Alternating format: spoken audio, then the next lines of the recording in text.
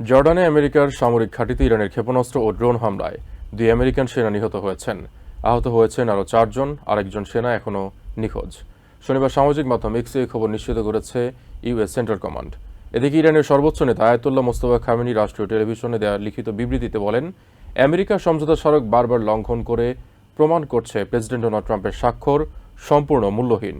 অন্যদিকে জর্ডানের সেনা নিহতের ঘটনায় হাউস ওভারসাইট অ্যান্ড ইন্টেলিজেন্স কমিটির সদস্য রাজা কৃষ্ণমূর্তি বলেন, ইরান সংকট চিরস্থায়ী যুদ্ধে রূপান্তরিত হতে যাচ্ছে।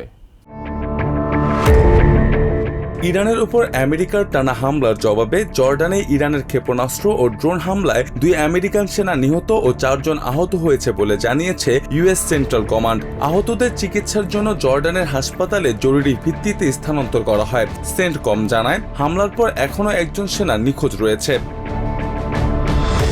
ফক্স নিউজের প্রতিবেদক লুকাস টমলিনসন জানান, ইরান থেকে অন্তত 2টি মাঝারি পাল্লার ব্যালিস্টিক ক্ষেপণাস্ত্র জর্ডানের ওই ঘাঁটিতে আঘাত হানে।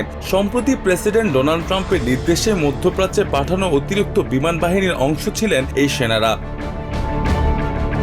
এদিকে যুদ্ধবিরতি চুক্তি ভেস্তে যাওয়ার পর ওয়াশিংটন ও তেহরানের পাল্টা হামলায় মধ্যপ্রাচ্যে পূর্ণাঙ্গ যুদ্ধের আশঙ্কা তীব্র হচ্ছে।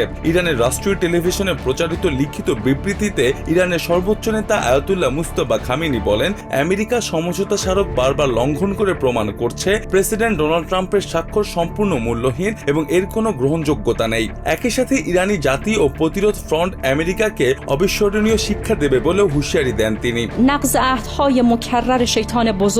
এদিকে মেরিটাইম ডেটা ফার্ম ক্যাপিলারের তথ্য অনুযায়ী আমেরিকার নৌ অবরোধ ও হামলার কারণে হরমুজ প্রণালীতে নৌ চলাচল গত 3 সপ্তাহের মধ্যে সর্বনিম্নে নেমে এসেছে।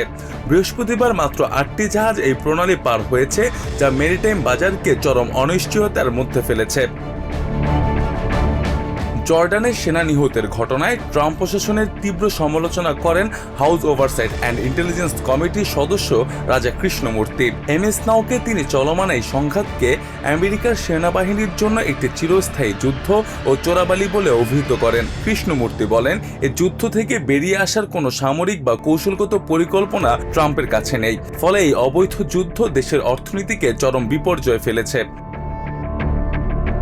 ইরানের সামরিক সক্ষমতা ধ্বংসের দাবিকে মিথ্যা আখ্যা দিয়ে এই আইন প্রণেতা বলেন, ওমান, কুয়েত ও জর্ডানে সাম্প্রতিক ইরানের হামলায় প্রমাণ করে তাদের হাজার হাজার ড্রোন ও ক্ষেপণাস্ত্র আমেরিকার স্বার্থে বড় আঘাত হানতে সক্ষম। তবে সাবেক জেনারেল জ্যাককিন জানান, গত 17 জুনের হরমুজ প্রণালী উন্মুক্ত রাখার সমঝোতা চুক্তি ইরান কয়েকদিনেই লঙ্ঘন করে, যার প্রেক্ষিতে ট্রাম্প প্রশাসন প্রণালীটির নিয়ন্ত্রণ নিতে সামরিক অভিযান চালাচ্ছে।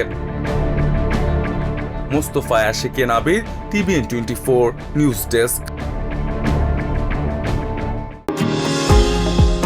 নিউ ইয়র্ক থেকে সম্প্রচারিত টিভিএন 24 টেলিভিশন বিশ্বজুড়ে বাঙালির কণ্ঠস্বর।